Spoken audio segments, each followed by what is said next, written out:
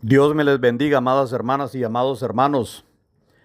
Una vez más les saludo en el nombre bendito de nuestro Salvador Jesucristo, deseando las mejores bendiciones para con cada uno de ustedes y sus familias. Y les invito a que por favor me acompañen a considerar una parábola de la Santa Palabra de Dios y vamos a estar meditando sobre la parábola de los dos deudores, bajo el tema el perdón que nace de la gracia recibida. Para esto vamos a estar leyendo por el momento Mateo 18:21, en el nombre del Padre, del Hijo y del Espíritu Santo. Dice la Biblia: entonces se le acercó Pedro y le dijo: Señor, ¿cuántas veces perdonaré a mi hermano que peque contra mí? ¿Hasta 7? El versículo 22 dice: Jesús le dijo: no te digo hasta 7, sino aún hasta 70 veces 7. El perdón es uno de los temas más exigentes del Evangelio, no porque sea difícil de entender, sino porque confronta directamente el corazón humano, y lo que es bastante difícil es ponerlo totalmente en práctica. Según sea el agravio, perdonar no es tan fácil como hablar, pero nuestro Señor Jesucristo para los cristianos no dejó el perdón como una opción emocional, sino como una respuesta obligatoria para quienes han sido alcanzados por la gracia de Dios. Como dice Mateo 6:14, porque si perdonáis a los hombres sus ofensas, os perdonará también a vosotros vuestro Padre Celestial. Y dice Mateo 6:15, más si no perdonáis a los hombres sus ofensas, tampoco vuestro Padre os perdonará vuestras ofensas. Y Mateo 18:35 dice: así también mi Padre Celestial hará con vosotros si no perdonáis de todo corazón cada uno a su hermano sus ofensas. Bien, la parábola de los dos deudores surge dentro de un contexto muy concreto. Esta parábola no es una historia aislada, sino una enseñanza práctica que responde a una inquietud espiritual expresada por Pedro, uno de los apóstoles, como ya sabemos. Nuestro texto base fue Mateo 18:21, donde dice: entonces se le acercó Pedro y le dijo: Señor, ¿cuántas veces perdonaré a mi hermano que peque contra mí? ¿Hasta 7? Observemos que Pedro no estaba preguntando si debía perdonar, sino cuántas veces debía hacerlo. En la tradición rabínica se enseñaba que el perdón debía otorgarse hasta 3 veces. Pedro, tratando de mostrar una actitud generosa, propone el número 7, símbolo de plenitud. La respuesta de nuestro Señor Jesucristo desarma cualquier límite humano. Mateo 18:22, no te digo hasta 7, sino aún hasta 70 veces 7. O sea, perdonar 490 veces para empezar. Con esta expresión Jesús no está estableciendo un cálculo matemático, sin embargo, sino un principio espiritual. El perdón del cristiano no debe tener límite, porque está basado en la gracia infinita de Dios, que ha perdonado de todo pecado y salvado al cristiano, a cualquiera de nosotros. Y es que aquí, para que esta verdad no quedara solo en palabras, el Señor presenta una parábola que revela la lógica del reino de Dios, y es casualmente esta parábola de los dos deudores. Analicemos un poco la palabra: el rey y la deuda impagable.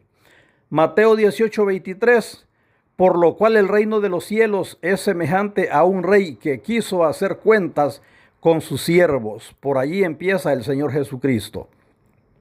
La escena, cuadro o relato inicia con lo que Jesús cuenta como un ajuste de cuentas entre unos trabajadores y el patrón. Esta imagen nos recuerda que un día todo ser humano comparecerá delante de Dios y que a esa cita nadie llegará en condición de acreedor, sino de a cual más deudor. Dice Mateo 18:24, le fue presentado uno que le debía 10,000 talentos. En el contexto de la época, la cantidad era descomunal. 10,000 talentos representan una deuda humanamente imposible de pagar. Deber 10,000 talentos no se trataba de un error administrativo, sino de una bancarrota total. 60 millones de denarios, hoy cientos de millones de dólares. Esta deuda sobre todo ilustra la condición espiritual del ser humano delante de Dios, como dice Romanos 3:23, por cuanto todos pecaron y están destituidos de la gloria de Dios. El pecado no es una falta menor, es una deuda que el ser humano no puede saldar por sí mismo. La sentencia en la parábola fue justa. Dice Mateo 18:25, como el deudor no pudo pagar, su señor ordenó venderle y también a su mujer e hijos y todo cuanto poseía. Aquí se manifiesta la justicia del rey, que no puede ignorar la deuda. Así como también Dios es amor, pero también es justo. La gracia nunca anula la justicia de Dios, sino que la satisface. La deuda por el pecado de cada ser humano debió y debe ser pagada. Y eso fue lo que hizo Jesucristo por cada uno de nosotros. Pagó la deuda que nosotros debíamos para salvarnos. Veamos aquí lo que es la misericordia que cancela esa deuda. Mateo 18:26 dice, entonces aquel siervo postrado le suplicaba. El siervo que tenía la deuda no presenta un plan real de pago, solo una súplica desesperada, no apela a méritos propios, sino a la paciencia y misericordia del rey. Dice Mateo 18:27, el señor de aquel siervo, movido a misericordia, le soltó y le perdonó la deuda. Aquí se hace presente el corazón del evangelio. La deuda no se archiva, no se aplaza. La deuda por el pecado fue cancelada. Esa deuda se cancela. Así es como actúa Dios con el pecador arrepentido. Dice Romanos 3:24, siendo justificados gratuitamente por su gracia, mediante la redención que es en Cristo Jesús. Y es que cuando venimos a Cristo, el perdón divino no fue parcial. Cuando el ser humano viene a Cristo en arrepentimiento sincero, Dios perdona la totalidad de la deuda del pecador. Cuando el hombre o la mujer pecadores rinden su vida totalmente en entrega total a Cristo, Dios cancela completamente la deuda del pecado por medio del sacrificio de su Hijo. Pero aquí también la Biblia nos habla de un incidente y es el perdón recibido que no se refleja. Dice Mateo 18:28, pero saliendo aquel siervo halló a uno de sus consiervos que le debía 100 denarios y haciendo de él le ahogaba diciendo, págame lo que me debes. Estos 100 denarios era una deuda mínima en comparación a los 10,000 talentos que a él le habían perdonado. Aquí la comparación solo es intencional, pero el problema no es la existencia de esta deuda, sino la actitud del corazón de este hombre a quien le habían perdonado los 10,000 talentos. Dice Mateo 18:29, entonces su consiervo postrándose a sus pies le rogaba diciendo, ten paciencia conmigo y yo te lo pagaré todo. Pero dice el versículo 30, mas él no quiso, sino fue y le echó en la cárcel hasta que pagase la deuda. Este siervo olvidó algo fundamental. El perdón que él había recibido debía haberlo transformado en una persona consciente, comprensiva, humilde, caritativa. Hasta debió haber perdonado o dar tiempo a este su consiervo para que le pagara esa deuda mínima. Pero en vez de perdonar, empezó a ahorcar al que le debía los 100 denarios. Y es que la gracia que no produce misericordia ha sido mal entendida. Cuidado con esto. Muchos claman por bendición, por perdón ante Dios, pero pueden ser inmisericordes.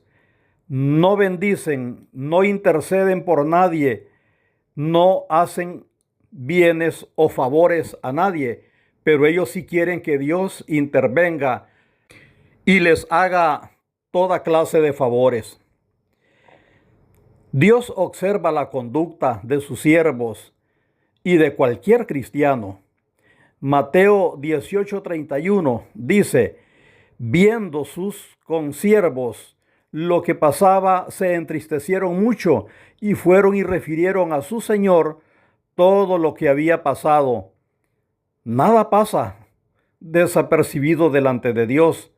Él no solo ve nuestras acciones externas, sino las motivaciones, las intenciones del corazón.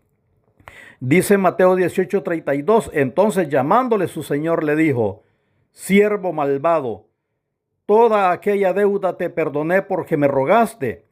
Y dice el versículo 33, ¿no debías tú también tener misericordia de tu consiervo como yo tuve misericordia de ti? Y es que aquí esta pregunta revela el principio central de la parábola. El perdón que los cristianos hemos recibido, debemos hacerlo extensivo cuando debamos perdonar a alguien. Y ese perdón que damos debe reflejar el perdón que hemos recibido a la vez. La consecuencia es seria, porque Mateo 18:35 dice, así también mi Padre Celestial hará con vosotros si no perdonáis de todo corazón cada uno a su hermano sus ofensas. Veamos también el perdón como evidencia de una fe viva. El Nuevo Testamento es claro en cuanto a esto. Por ejemplo, dice Efesios 4:32, antes sed benignos unos con otros, como Dios también os perdonó a vosotros en Cristo. Perdonar no es minimizar la ofensa ni justificar el daño, sino renunciar al derecho de cobrar venganza y sin desear ningún mal. Entregar la causa a Dios. Nuestro Señor Jesucristo perdonó desde la cruz. Esteban perdonó mientras era apedreado. Pablo perdonó aún siendo abandonado por sus compañeros. Ninguno esperó condiciones ideales. Esto demuestra que el perdón no depende del arrepentimiento ajeno, sino del carácter de quien ha sido perdonado y transformado por Dios. También veamos consecuencias de no perdonar. La falta de perdón rompe la comunión con Dios, contamina el corazón, afecta la oración, detiene el crecimiento espiritual. Mateo 6:14 dice, porque si perdonáis a los hombres sus ofensas, os perdonará también vuestro Padre Celestial. Cuando perdonamos no se trata de perder la memoria, sino de sanar el corazón. Pero además este versículo es duro. Mateo 6:15 dice, mas si no perdonáis a los hombres sus ofensas, tampoco vuestro Padre os perdonará vuestras ofensas. Aquí hay una exhortación para nosotros. La parábola de los dos deudores nos obliga a mirarnos con honestidad espiritual. Todos los que hoy somos cristianos fuimos perdonados de una deuda impagable. Nadie puede reclamar justicia cuando vive sostenido por la gracia de Dios. Perdonar no cambia el pasado, pero libera el presente y asegura el futuro. Si hay alguien que a usted le ha herido profundamente, no posponga el perdón. No lo haga por la otra persona, hágalo porque el alma suya lo necesita. Usted es quien necesita vivir sin resentimientos u odio. Usted ocupa tener paz. Si la otra persona no lo agradece y no lo toma ni en cuenta, usted perdone y libérese de eso. Dios lo está tomando en cuenta y eso es lo importante. Dice Proverbios 4:23, sobre toda cosa guardada, guarda tu corazón porque de él mana la vida. Amadas hermanas y amados hermanos, que el perdón que Dios derramó sobre nosotros por medio de Jesucristo sea de la misma medida con la que nosotros perdonamos a nuestros hermanos o a quien nos hizo daño. Los que un día recibimos el perdón de Jesucristo, ese perdón por nuestros pecados, mantengámonos y agradezcamos a Dios por haber hecho esa obra en nosotros.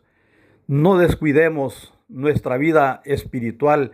Tratemos de servir a Dios de la mejor manera. Usted, hermano, hermana, si se ha apartado del camino del Señor, el Señor quiere perdonarle. Usted tiene tiempo aún para volver a Él. No demore ese regreso al Señor, quien le espera para perdonarle. Usted, amiga o amigo, que no ha venido al Señor Jesucristo para que le perdone de sus pecados, de cualquier falta cometida como seres humanos que somos, le recuerdo que un día nos iremos de esta tierra y que ahora que tenemos oportunidad es donde debemos de clamar al Señor para que nos perdone de cualquier pecado que hayamos cometido, para que cuando vayamos de esta tierra a la eternidad, ese perdón de Jesucristo que nosotros pedimos de todo corazón en arrepentimiento sea efectivo y no tengamos ninguna deuda de esta clase, porque el Señor Jesucristo nos habrá perdonado. Dios siga bendiciendo sus vidas. Con ustedes ha estado una vez más su amigo y hermano, el pastor Omar Chavarría. Adelante con el Señor siempre.